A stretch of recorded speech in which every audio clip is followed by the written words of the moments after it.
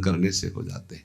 घबराना नहीं, प्रार्थना है अपनी तरफ से, 1000 बार फिसल जाए तो 1001 बार भी हिम्मत रखें, पड़े ना रहें।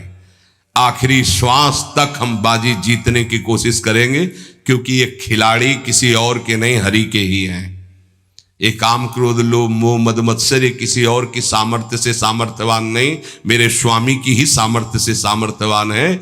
जिस दिन हमारा अहम धूल धूसरित हो जाएगा तो 1000 के बाद भी हम उन पर विजय प्राप्त कर लेंगे। इसलिए किसी भी स्थिति में कोई भी उपासक निराश तो होवे ना। प्रशंसनीय वो है जो इस समय विकार से लड़ रहा है, हर विकार को रौंद रहा है और अपने हृदय की मलिनता को सामने रख रहा है। कौन है हृदय की मलिनता को रखता है? प्रशंसनीय वो है इस समय जो अपने जीवन को संभाल ले। भगवान की असीम कृपा है उन उपासकों पर जो यौवन अवस्था को पवित्र करके चला रहे हैं। सातरति सातरति सा लोकांतारति, आप प्रभु के लिए इतनी जलन सह रहे ना, वो बहुत कृपाल है, वो देख रहे, एक एक सेकंड का हिसाब होगा। आप लोग ऐसा ना समझे कि आप जो कष्ट सह रहे हैं, आप जो जल रहे हैं, आप जो बेगों को सह रहे हैं, तो इसका कोई परिणाम नहीं। भगवान बिक जाएंगे, ध्यान रखना। वो देख रहे हैं, उनके लिए तुम सह रहे हो, उनके लिए सह रहे हो। समस्त विषयों का आक्रमण साधकों के हृदय में, तो क्या जाने विषय पुरुष, जो मन आया सो खा लिया, जो मन आया देख लिया, जो मन आया भोग लिया, जो मन आया सूंघ लिया। चलो एक साइड में आके देखो, तब तुम्हें पता चलेगा। इसलिए हमारी प्रार्थना मानना, कभी भी किसी भी स्थिति में उदास निराश और कदम पीछे मत हटाना। आखिरी श्वास तक योद्धा दुश्मन को परास्त करके विजय श्री की आशा रखता है, और हमारी आशा इसलिए पूरी होगी कि हमारे साथ प्रियालाल है। नागरी दासी जन्म जितायो, बलिहारी बलिहारी। ये क्या जाने, ये तो जरा सा छींक दोगे तो तैयार हो जाएंगे हो हल्ला मचाने में। ये साधना जानते हैं क्या? ये चढ़ाई चढ़े हैं क्या? कि फिसलने वाला कितना मेहनती होता है, जो चढ़ के जाना चाहता है फिसल रहा है, उसे कौन जानता है। इसीलिए बड़े बड़े महापुरुष इस बात को, साधकों को प्रोत्साहन देते रहते। विषयी जी थोड़ी जानते, विषयी जी तो जरा सी बात हुई ना तो तोप बना करके, वो अपना रजिस्टर देखो पूरा काला, कभी नहीं वो देखेंगे लौट के।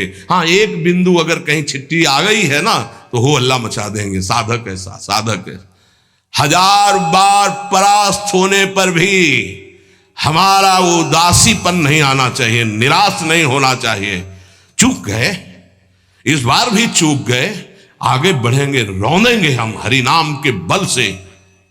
हरस हरिनाम जपत जय, निराशा नहीं आनी चाहिए अंतिम श्वास तक, क्योंकि युद्ध किसी साधारण से नहीं हो रहा। भगवान की शक्ति से संपन्न ये षड विकार हैं, कोई छोटे मोटे भगवान के पुत्र बने जाकर कृष्णावतार में।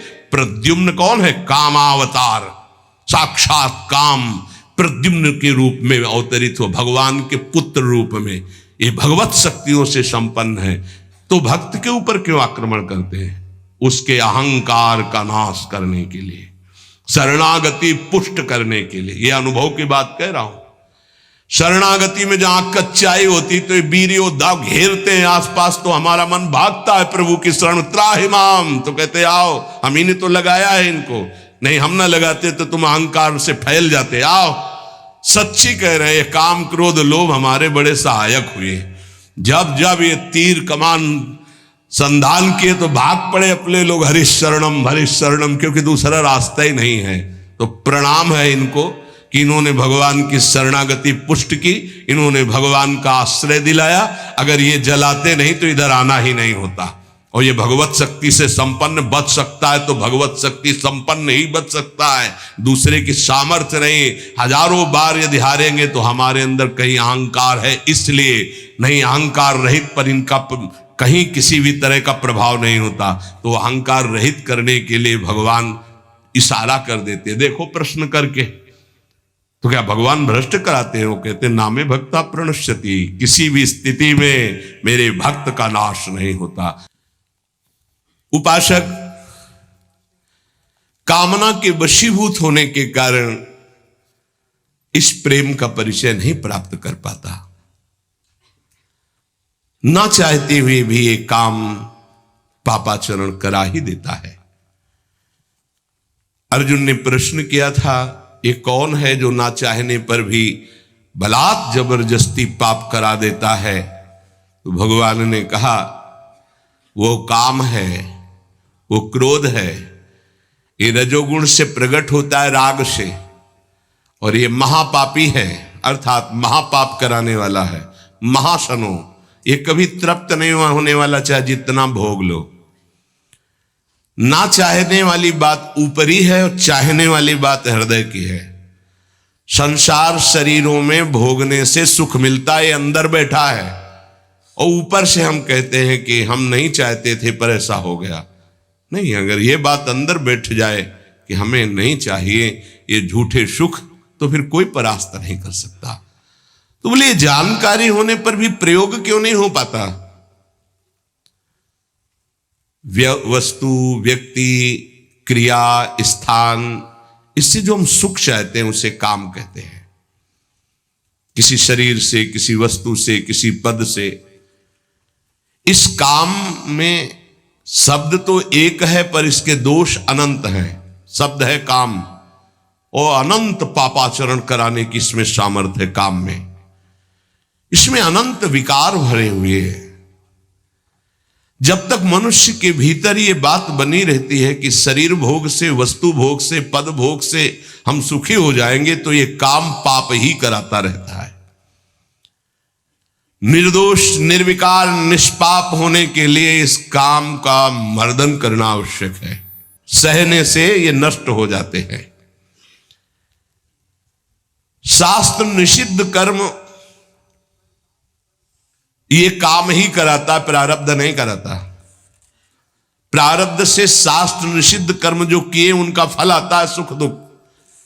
अगर शास्त्र प्रतिपादित है तो सुख आएगा, शास्त्र विरुद्ध है तो दुख आएगा।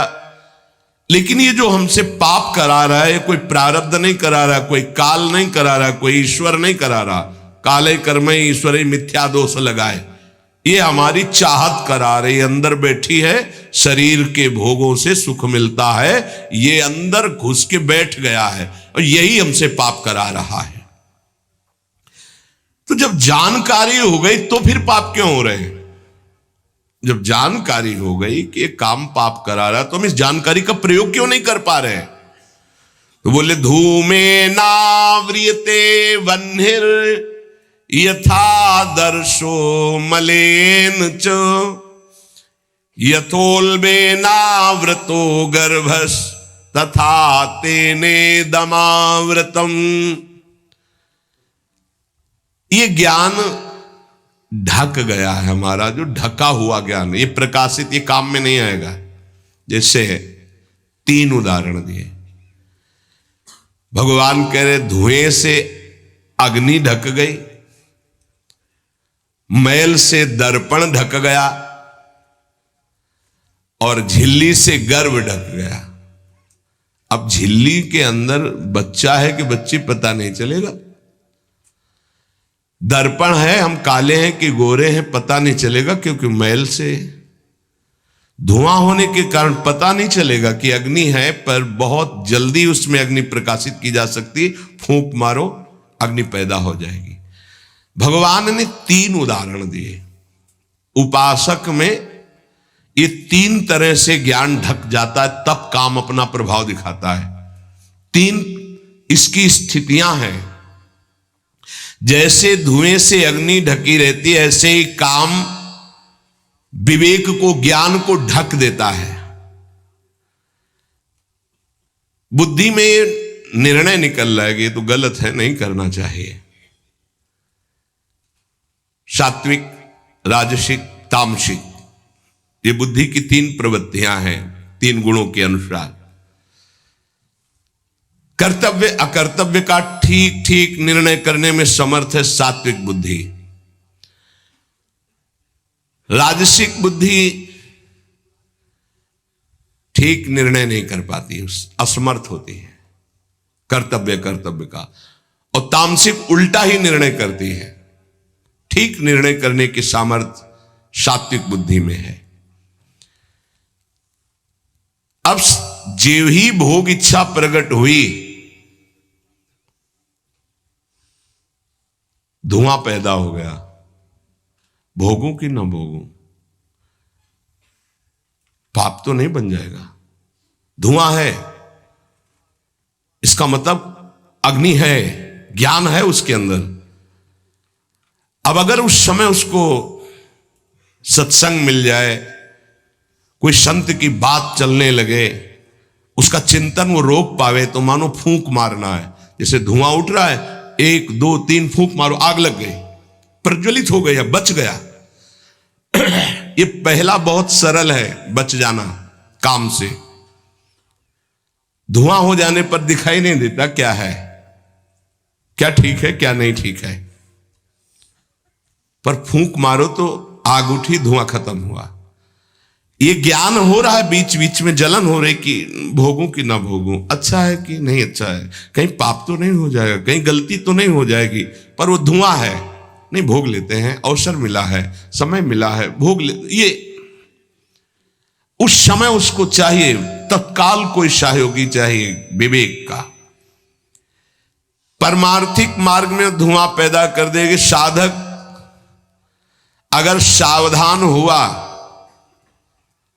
तो तत्काल प्रयासरत हो जाता है इस धुएं को हटाने के लिए। फूंक मारने का मतलब कीर्तन शुरू हो गया, वो सत्संग शुरू हो गया, किसी संत के पास तत्काल बैठ गया, उसकी वाणी सुनने लगा, वो धुआं खत्म हुआ। फूंक लगी, आग जली, धुआं खत्म, ठीक निर्णय होगा। नहीं नहीं, ऐसा नहीं करना।